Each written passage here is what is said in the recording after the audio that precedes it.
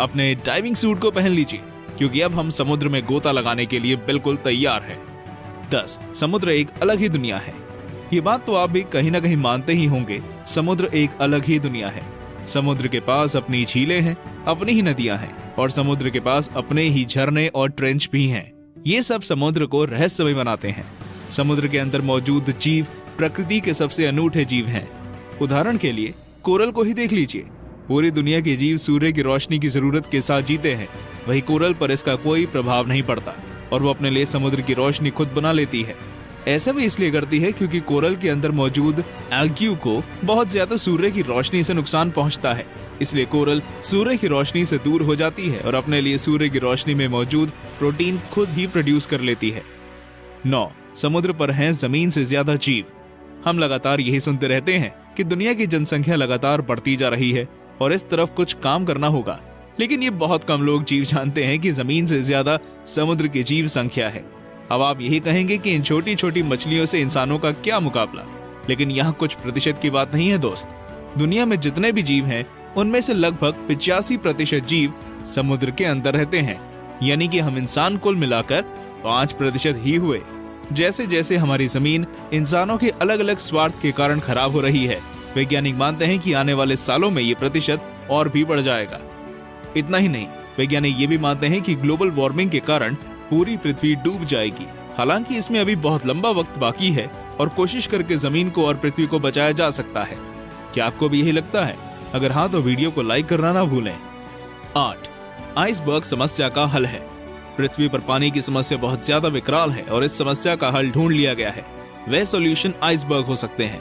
जी हाँ दोस्तों, एंटार्क्टिका का एक आइसबर्ग, जिसे हम लोग यूं ही बेकार समझते हैं, उसमें लगभग 20 बिलियन गैलन पानी होता है। इतना पानी लगभग 10 लाख लोगों को 5 सालों तक पिलाने के लिए काफी होता है। जैसा कि आप जानते ही हैं कि यूएई में बहुत कम बारिश होती है और अगले 25 सालों में वहां पीने के पानी की भारी किल्लत होने वाली है। इस किल्लत को देखते हुए कंपनी ने सोचा है कि वे आइसबर्ग को खींचकर वहां तक लेकर आएगी।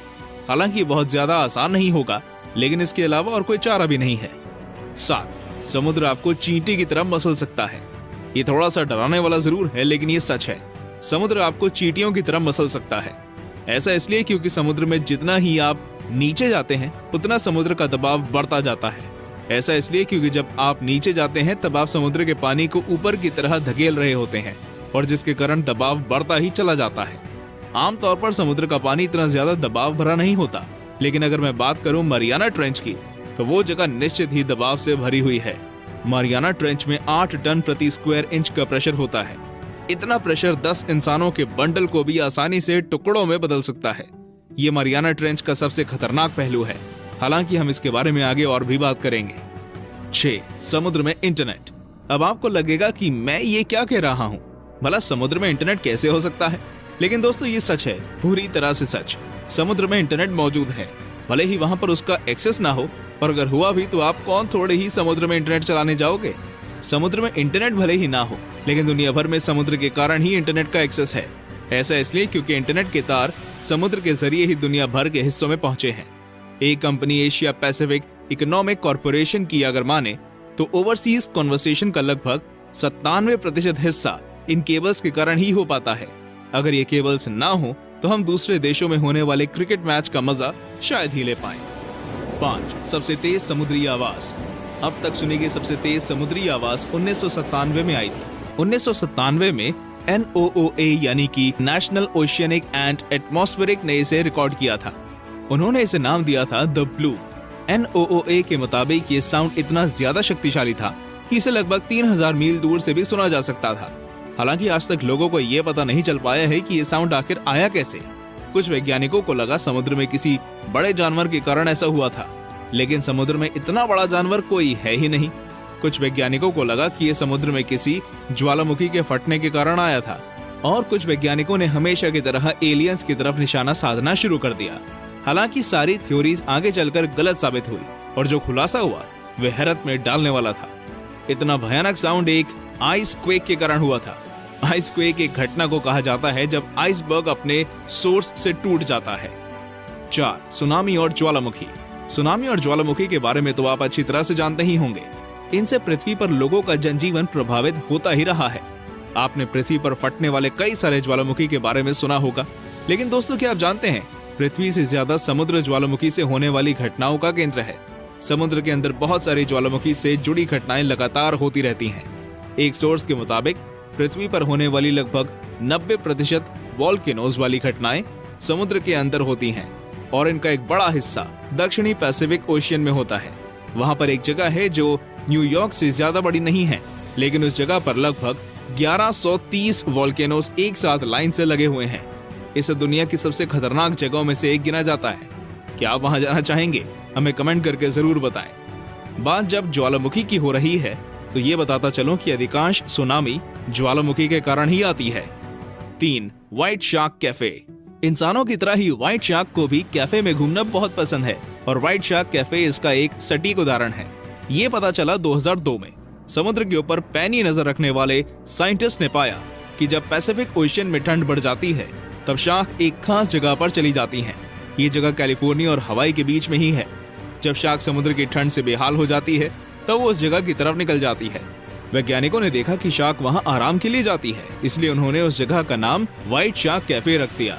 आपको क्या लगता है उस जगह का क्या नाम होना चाहिए था? हमें कमेंट करके जरूर बताएं। इंसानों की तरह ही शार्क भी जल्दी ही वेकेशन से आ जाती है जब किनारों पर गर्माहट बढ़ जाती है। 2. दुनिया का सबसे बड़ा झरना। दुनिया का सबसे बड़ा झरना कहाँ मौजूद है? सोचिए सोचिए, दिमाग पर जोर डालिए। अगर आपका जवाब वेनेजुएला का एंजल वाटरफॉल है तो आपका जवाब गलत है। एंजल वाटरफॉल की ऊंचाई बस 3200 फीट है, लेकिन ये समुद्र में मौजूद स्ट्रॉट कैटरैक्ट के सामने कुछ नहीं है। ये ऊंचाई में लगभग 11,000 फीट का है। हालांकि समुद्र के अंदर होने के कारण ये पता नहीं चलता। इसका निर्माण अलग अलग तरह के तापमान के कारण हुआ। इसके गिरने और बनने वाली जगहों का तापमान अलग अलग है और इस कारण से गिरता है। ये अपने तरह का अनूठा वाटरफॉल है। इस वाटरफॉल के गिरने की दर लगभग 123 मिलियन क्यूबिक फीट पर सेकेंड है, जो कि विशालकाय नायग्रा फॉल से लगभग 50,000 गुना ज्यादा है। समुद्र में ऐसा बहुत कुछ है जो कि आपको हैरत में डाल सकता है, लेकिन वो अब तक पानी के अंदर होने के कारण छुपा हुआ है।